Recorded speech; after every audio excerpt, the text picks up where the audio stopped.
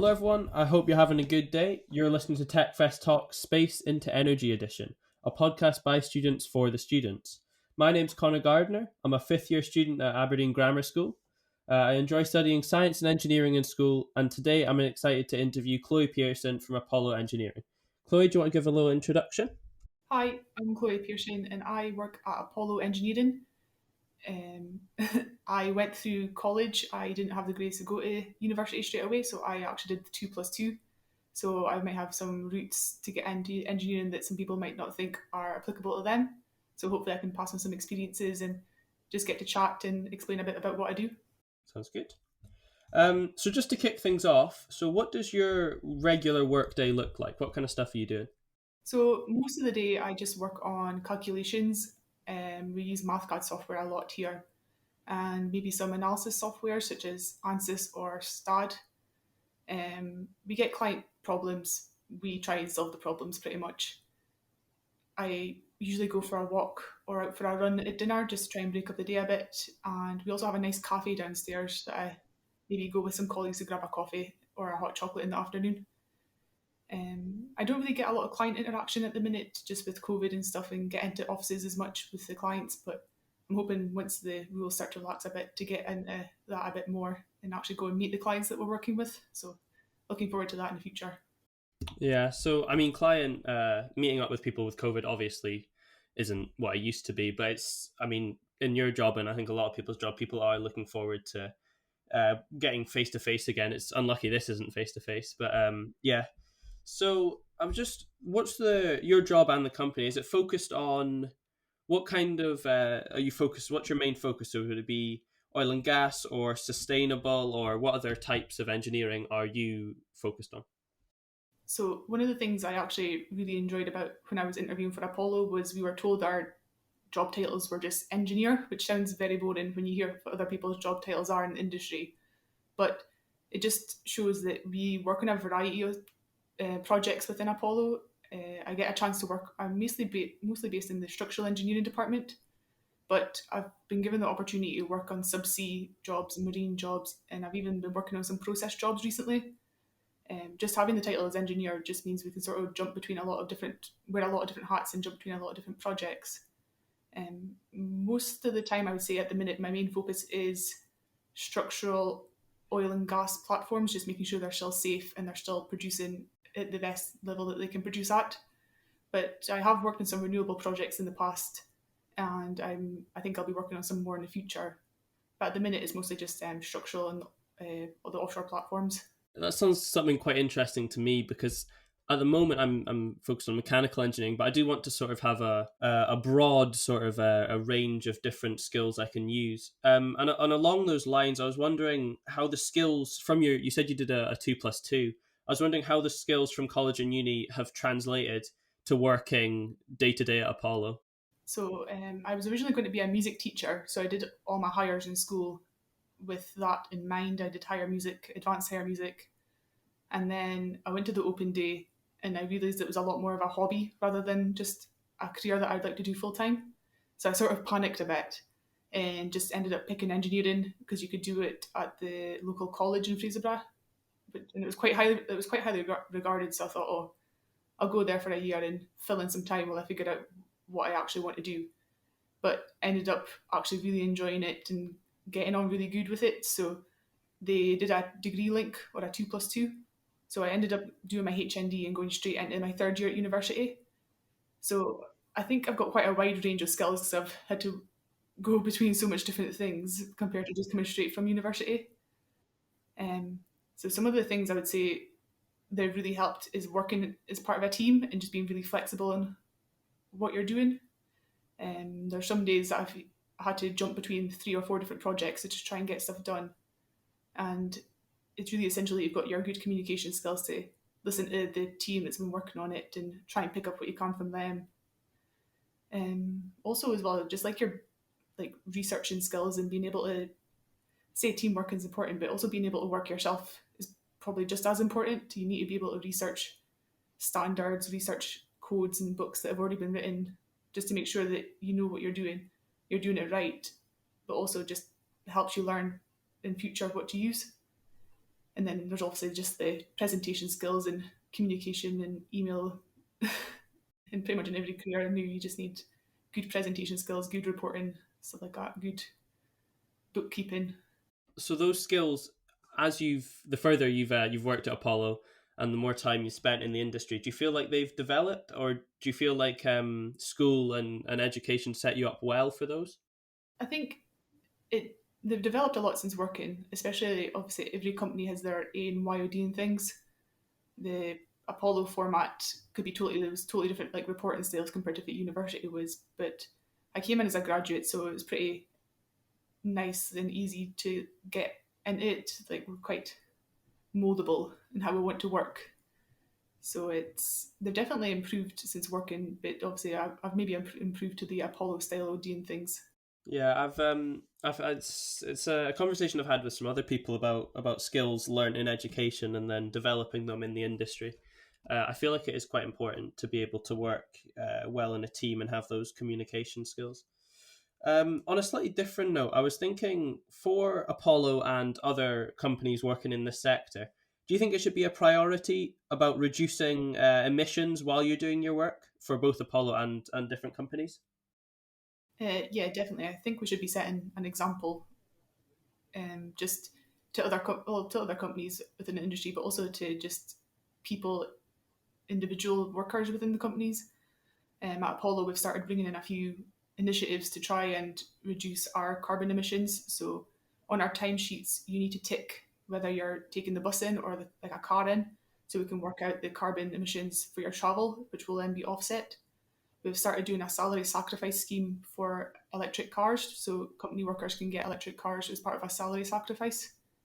And especially during COVID, with everything being moved to online, we've started using like a lot less paper. When I started, it was 2.5 years ago, just 6 months before the lockdown started, and every quality procedure that we had to go through involved printing off new reports and printing off the paper so that we could physically write on them and highlight changes we want. But we've moved away from that a lot since going remote, and now it's all done just on PDFs, which you'd think, oh, why could that not have happened before? But sometimes just something like COVID just forces you to think outside the box and do things in a new way. Our technical director Phil, he's doing a lot of research and stuff on hydrogen blend with natural gas to like power homes and cars and stuff. So we're doing quite a lot internally to try and showcase that Apollo can work towards being carbon neutral and stuff. Well, it sounds like Apollo's sort of leading the way on that. Is there what are some of the main challenges that had to overcome to sort of reduce emissions and sort of transfer over to more sustainable things? So there is a few challenges that is stopping the industry from going 100% sustainable. Obviously, you think, oh, Scotland's quite windy, Scotland's got a lot of wave, like there should be a lot of renewable energy sources for us to use. And there is, but there's just the issue seems to be storing the energy to when you actually need to use it. It's good in like the solar panels, but it's not sunny all the time. It's good in the wind turbines, but it's not windy all the time. Just actually in the issue seems to be storing it and actually just having it on demand when people need it. Like I said, wave and tidal energy are a lot more reliable than the wind and solar, but still just a lot to do, and we need to do changes now. So started like, but the little changes I think will add up. Apollo is currently working with Wave Energy Scotland, which is still in like a demonstrator phase to try and produce more options within wave energy and stuff. Also, as well, just like the infrastructure that we've currently got in place is very much set for the way we do things now. So people's houses they're currently set for like gas, and people's cars are all petrol. To get that changed is going to take a long time and take a lot of money. So it's something that can't really change overnight. It's got to be a lot of little changes gradually over time, I think. Yeah, the period, the time of transfer between like oil and gas and then moving over to sustainable, I think it will be a challenging time for people to change sort of their lifestyle and how they live. I was just wondering, do you think people will? Obviously, you can't speak for everyone, but do you think the majority of people will find it tricky to transfer over, or do you think people will find it relatively easy? Personally, I think folk will find it tricky to start with. I think any changes are got to come with some fight back. Obviously, I think like when people started recycling, people probably thought, "Oh, why do we need a DS? This isn't gonna make a difference. It's one person doing it." But if everybody does it, then it helps. I think it's got to be just it will have pushback, but I think if everybody does it, it will just become normal. Like we keep referring back to COVID, but obviously we're just living through it. But people thought that was really strange to start with. Now 2 years later, it's pretty normal to be doing these over Teams and over like video chat rather than in person. As people, we are quite reluctant to change, but if we're forced to change, then we're very adaptable. What are some of the challenges that you face as an engineer that are also faced by people working in the space industry as well? So I would say engineering is engineering, whether it's oil and gas, renewables, space. I imagine, obviously, I don't really work in the space industry, but I imagine the similar issues would be like time constraints and pressure, like time constraints and like the time pressure to get stuff done. Um, Also, as well, that your actions have consequences. With some of the stuff I'm designing, I need to make sure that it's safe for people to walk on, safe for people to walk under. If something goes wrong, it's my name that's on it. Obviously, it gets quality checked and everything, but you want it to be right first time and safe for use. I imagine space is like that, but times 100. But yeah, just engineering is engineering. Being able to like just research, and I think is a big thing. Obviously, with oil and gas, it's something that's been around for 30, 40 years, but space seems quite new, even though we have been to space before, and it just seems a lot scarier, I think. Well, thank you for that. I've just got another question, one final question. I was just asking if you had one piece of advice for someone who's interested in working in not necessarily Apollo, but in that sector.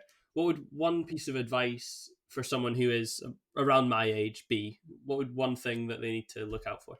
Um, just go for it. Like, do your research into how much different kinds of engineering there actually is out there. There's so much different types, and there's so much job options at the end within like obviously oil and gas is quite big in Aberdeen and renewables, but there's so much different industries and sectors you can go in with engineering.